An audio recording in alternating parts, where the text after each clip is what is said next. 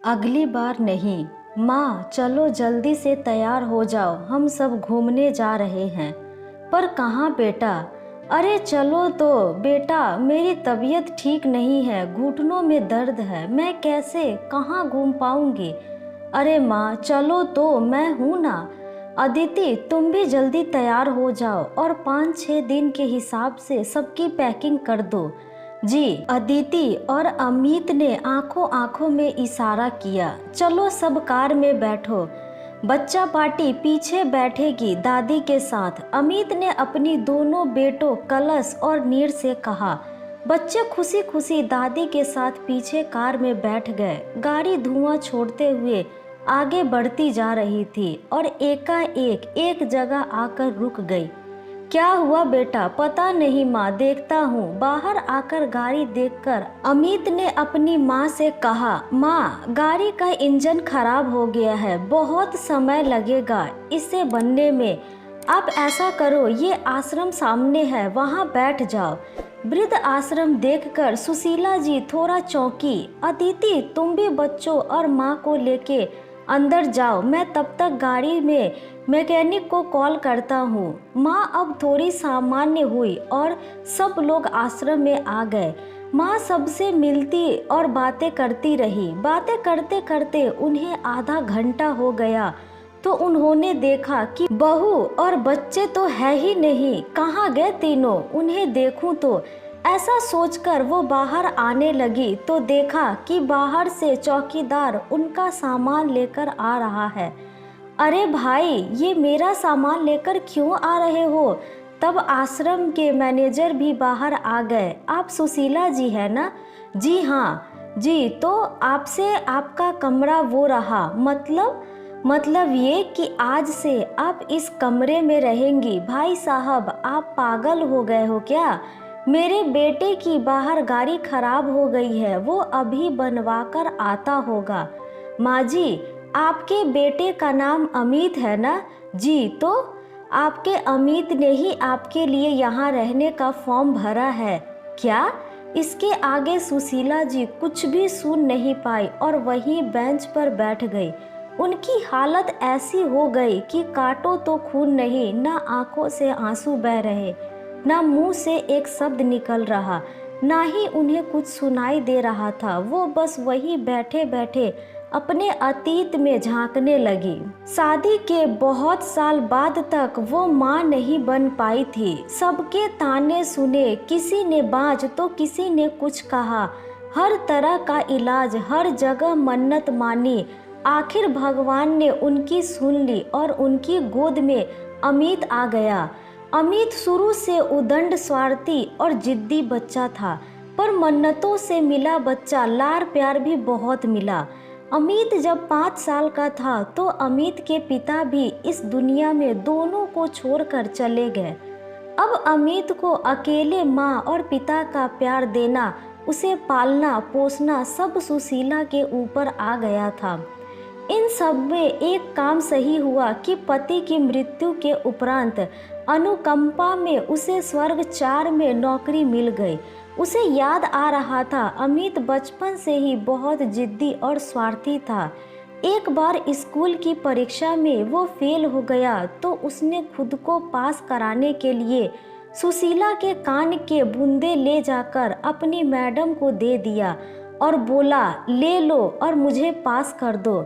बहुत डांटा था मैंने उसे, तो मम्मी मम्मी माफ़ कर दो, आगे से नहीं करूँगा ऐसे। स्कूल से निकालने वाले थे पर मैंने हाथ पैर जोड़ कर जाकर फिर से पढ़ने दिया उसे। एक बार मेरे सिर बहुत दर्द कर रहा था तो मैंने अमित से कहा, बेटा ये बाल्टी और घाघर भर देना पाइप से। तो कहने लगा, मैं नहीं भरूंगा। मैंने कहा, बेटा मुझे बहुत दर्द है, भरो नहीं तो पिटाई कर दूंगी। तो अमित ने डायल 100 पर कॉल कर दिया। पुलिस आ गई घर और उसने उससे कहा, माँ मुझसे घर के काम कराती है। कितनी शर्मिंदा हुई थी मैं जब पुलिस वाली मुझे खूब खरी खोटी सुना रही थी।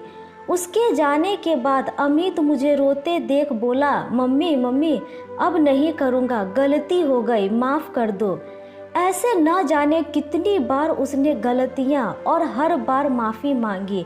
मैंने भी प्यार से डांट कर, गुस्सा करके, समझा कर उसे बड़ा किया। उसकी किस्मत हमेशा से अच्छी रही। कम मेहनत में भी वो जल्दी सफल हो जाता था। अच्छी जगह नौकरी लगी। मैं खुश हो गई कि वाह, अब मेरे खुश के दिन आ गए। पर वहाँ भी उसका स्वार्थीपन चालू रहा। इसकी टोपी उसके सिर वो डालता रहा, और जब उसने काम को हथियार बना बहुत बड़ा कांड किया, तब उसे नौकरी से निकाल दिया गया। तब भी मैंने उसे बहुत डांटा, समझाया, फिर वही मम्मी मम्मी माफ़ कर दो, आगे नहीं करूँगा। फिर मैंने अपनी जमा पूंजी जोड़ उसे एक दुकान खुलवा दी, और मैं भी दुकान के हिसाब किताब पर ध्यान देने लगी। तो दुकान चल पड़ी। मुझे लगा अब सुधर गया। वह कुछ दिन बाद एक लड़की को गले में माला डाले ले आया कि ये आपकी बहू है। बहू? हाँ बहू। उसने मुझसे पूछा नहीं, बस बताया। मैंने फिर भी बड़ा दिल रखकर बहू का स्वागत किया। बेटे से तो कोई उम्मीद थी नहीं, तो बहू से भला क्या करती। दोनों राम मिलाए जोड़ी थे, दोनों स्वार्थी। पर मैं अब किसी से कुछ कहती नहीं। सुबह अपना काम किया और चली गई नौकरी पर। आकर शाम को अपना काम किया और अपने कमरे में। इस बीच भी बहुत गलतियां हुई अमित से, पर अब पत्नी उसका बचाव करती, और वही दोनों आकर कहते, मम्मी मम्मी अब आगे से ऐसा नहीं होगा, आप माफ़ कर दीजिए। 2 बच्चे हो गए दोनों के। ये एक खुश लिखा था मेरी किस्मत में। बच्चे दोनों बहुत प्यारे और मुझे बहुत प्यार करते थे। जब घर में हम तीनों दादी पोता होते तो लगता यही स्वर्ग है।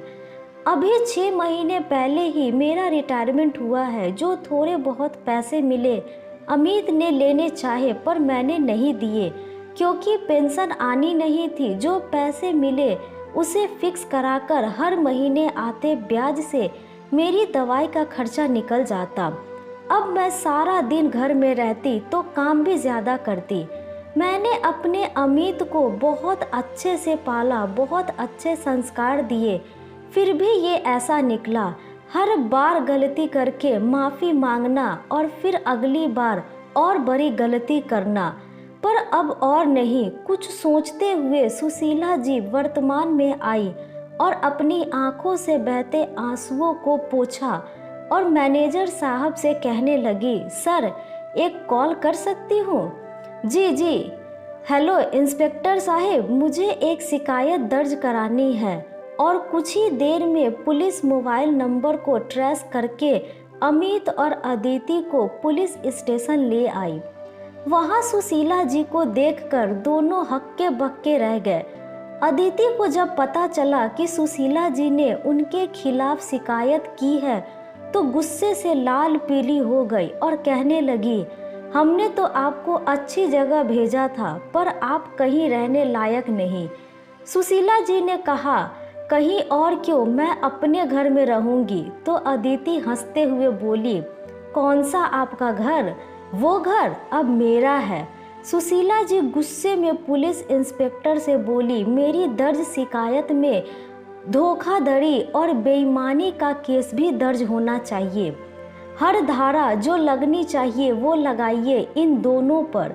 सुशीला जी का ये रूप देखकर अमित रोने लगा। मम्मी मम्मी माफ़ कर दो, अगली बार, बस अब अगली बार की ज़रूरत नहीं पड़ेगी।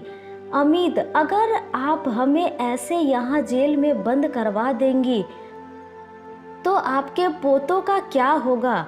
उन्हें कौन पालेगा? बेटा, कुछ बच्चों की गलतियों की सज़ा उनके माँ बाप को भुगतनी पड़ती है। जैसे मैंने भोगी, वैसे ही कुछ माता पिता की गलतियों की सज़ा उनके बच्चों को भुगतनी होती है। वो तुम्हारे बच्चे भोगेंगे। ऐसा कहकर पीछे से आ रही उन दोनों के रोने की आवाज़ को अनसुना कर वो पुलिस स्टेशन से बाहर निकल आई। बाहर आके देखा तो उनके दोनों पोते कलश और नीर उन्हें देख भागकर उनसे गले लग गए। उसने भी उन दोनों को गले लगा लिया और दोनों का एक एक हाथ पकड़कर उनके कदम से कदम मिला वो आगे बढ़ने लगी। तो दोस्तों, यह थी हमारी आज की कहानी। आपको यह कहानी कैसी लगी हमें कमेंट करके ज़रूर बताएं। साथ ही लाइक एंड सब्सक्राइब करना ना भूलें। धन्यवाद।